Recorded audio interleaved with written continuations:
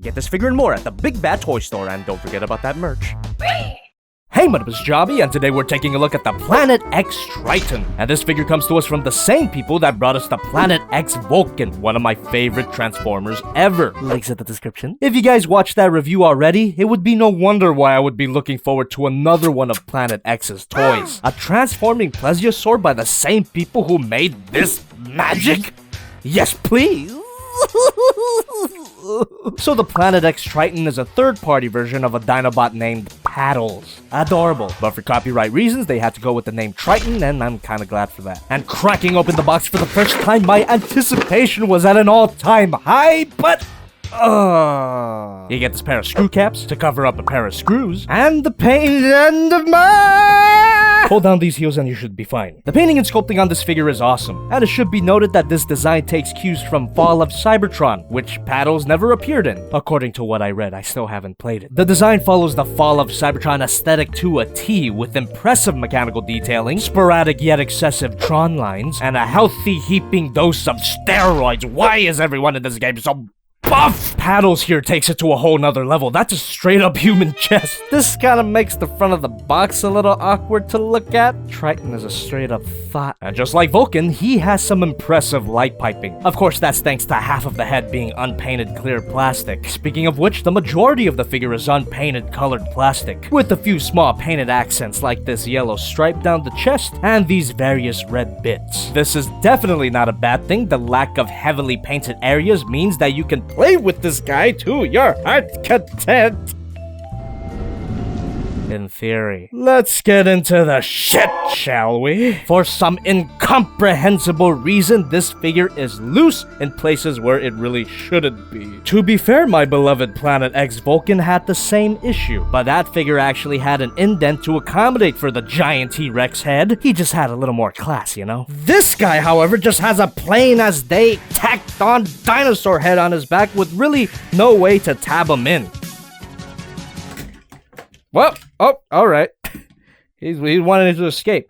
You can't escape criticism, Paddles. We're all fair game. The best you could really do to keep this head in place is to close in these tabs, but that does not count. In addition to that, the shoulders have a tendency to unpeg. Sometimes you just want the arm to move out, but the whole thing goes with it. Not the end of the world, it plugs back in, but I would want to murder anyway. And if that wasn't enough, there's a certain area of the figure that's too tight. What you see before you is the mangled corpse of a peg from one of his included cannons. If you fold up the handle here, you reveal a smaller peg, which should allow you to plug it into this port, which I'm never gonna do again, because the port on this side was too damn tight! I know I'm not the most gentle with my figures, my savagery is well documented, but I swear to you, I tried my damn best to gently pull that peg out. As cool as these cannons look, it's just not worth it to plug it into the shoulders, at least for me. I'll try my best to look past it. Doesn't render the cannons completely useless. Of course, you can plug them into his hands. Open that up to get a clearer shot. Easier said than done. Again, the ports here are too damn tight. No one tested this shit. But if you take your time with it, you eventually get them in there, and it's a cool looking weapon for this design. You would think that these cannons could do something a little more based on how elaborate looking their design is, but no.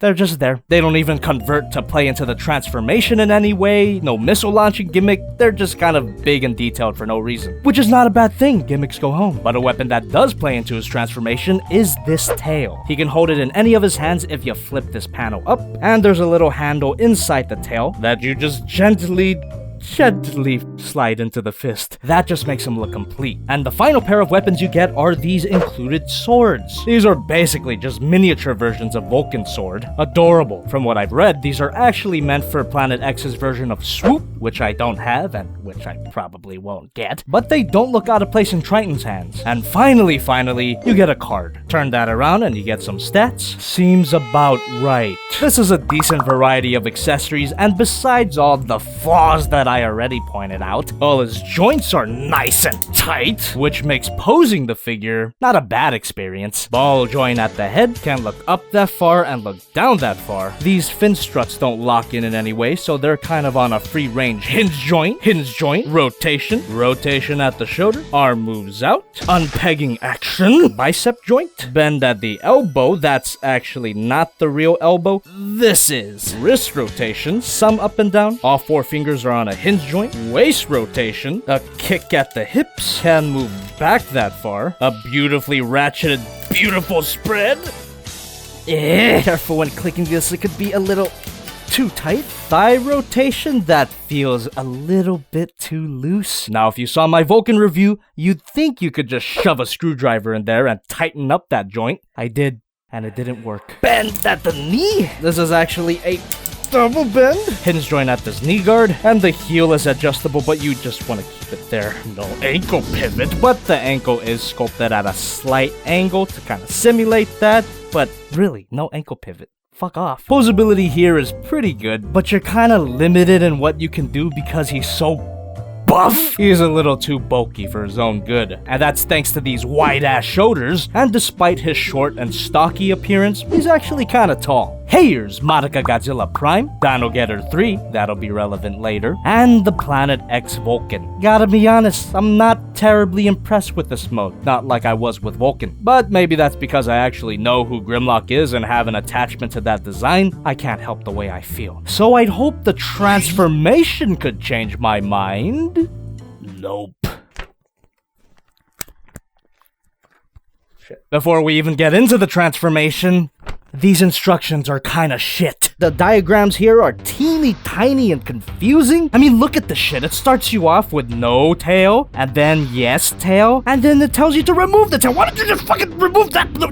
And it gets worse. But we'll get to that right now. Fold out this flap, tuck in that fist, close it up, and let's shift that arm panel. And come to the shoulder pad, and that splits apart, and you want to join them on the flip side. They don't plug in, they just stay there. What a crock. Rotate the bicep all the way around, and you got half a tail. Same steps for the other side, and let's unpeg them and raise them up so we can make clearance for these fin struts. Rotate that until it pegs into place, like so. Come to the back, the head has already escaped the back, big surprise. So let's just get that completely out of the way. Now, this is where it's dumb. And in this area here, you can see that there is a rectangular tab in a rectangular hole. You want to unpeg that and shift the whole thing down into that other hole. And that should plug in. This stage is critical because if you don't do that, you won't be able to close up everything. And you want to hear something funny about that? What are the fucking instructions? Nowhere in this fucking rag does it say to shift down the sides of the chest. The closest I can see to that step in the instructions is this part where it tells you to inexplicably pull on the arms. Not a good idea, by the way, don't do that. But nowhere does it say to shift those chest pieces down. What a fucking abortion. Without that step, you could forget about joining these tail pieces, and even then, it is a kind of a struggle to get them clamped together because the pegs are too fucking tight. What is this figure's deal with overly tight pegs? If you want to get this guy back into robot mode, you will have to go in there with a screwdriver to pry it open. Coming back to the back, let's just fully extend his neck. That closes up and twist this around. Almost done. Coming to the calves, you want to flip out these flippers. They kind of a struggle to get them out. There we go. And you want to flip this panel up. Same with the other side. These folded up panels. Come on. Jesus.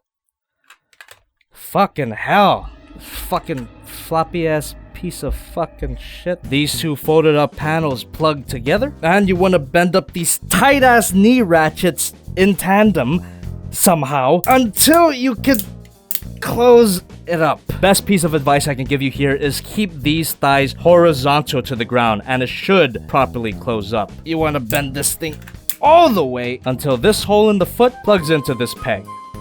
Same with the other side. Now this whole part wouldn't be possible without that missing step. You see, shifting down these side parts gives just enough room for the feet to reach it. With that, you can extend this whole part, close up the back, fold down this strut at the base of the neck, extend that man chest, twist it around, and this hole is gonna plug into here. If I did this correctly, it should plug in with no issue. Yeah, that locks the head into place. Now we can take that tail part, which easily slides into here, and bada bam, you got the dinosaur mode. But Jobby, dinosaurs can't fly or swim, you fucking... Please, I'm going through a lot already. Shut up. This mechanical plesiosaur is strangely round and lovable, and I like the way he looks. If we flip him over for a kibble check, you'll find none. Except for that man chest. You can't escape the man chest. Just like Vulcan, Kibble's not really a concern for this design because it's entirely mechanical. And also, like Vulcan, there's a vaguely Autobot logo shape on his head where you could probably stick a sticker on there. Really nice light piping to give it some life. And while he does share superficial similarities to Vulcan, he's not Vulcan. Hinge joint, bend at the tip, no rotation, but the back flippers do have rotation. Hinge joint, and another bend at the tip. Other than that, and I hate to say it guys, but Triton is a glorified brick. You do get a hinge joint at the tail, that's all for the tail, and absolutely nothing at the neck, besides this one hinge joint. Yippee! Alright, sure. I'm well aware that most Transformers Beast modes aren't superposable, but Planet X Vulcan was. They pulled off some borderline witchcraft in that figure, especially in regards to the tail. That was amazing! So for this release, there really is no excuse. I know what they're capable of. At the very least, this mode holds together fairly well. Mostly. And if we get him properly seated, you'll see that he's quite the long boy. Let's just get into the size comparisons. Here's Monica Godzilla Prime, Planet X Vulcan, and the Dino Getter 3, which, contrary to what I said in that review, and to me the very idea of this alternate mode seems pretty unique. I think this might be the only plesiosaur transforming figure that I've ever seen. That's a dinosaur that doesn't really get much love, and oh... if their Grimlock is anything to go by, that might be the better Dino Getter 3. Dino Getter 3 is the better transforming plesiosaur figure. Overall, though, this figure is good. Both of his modes look nice. The robot mode joints are nice and tight, so I can't say this guy is completely awful. But for being a figure made by the same company who made one of my favorite Transformer figures ever, what can I say? I expected better. This must have been how my dad felt when I dropped out of college. It's no wonder you can get this guy for cheap at the Big Bad Toy Store! There is a huge discount on this guy, which is one of the only reasons why I bought it. Original price of $100 though, get the hell out of my house. Might as well save up and get Vulcan, links in the description. Thank you very much for watching. If you liked the video, leave a like, give me a comment, let me know what you think, and subscribe for maybe more Planet X reviews. I hope that Paddles here was merely a fluke, because I have been eyeing the Planet X Triptychon, but after this, I'm not so sure anymore. So farewell, adios, sayonara, sawati krap to you, Planet X Paddles. I'll have to put away this plesiosaur back where it belongs. In my ass. Oh, he floats.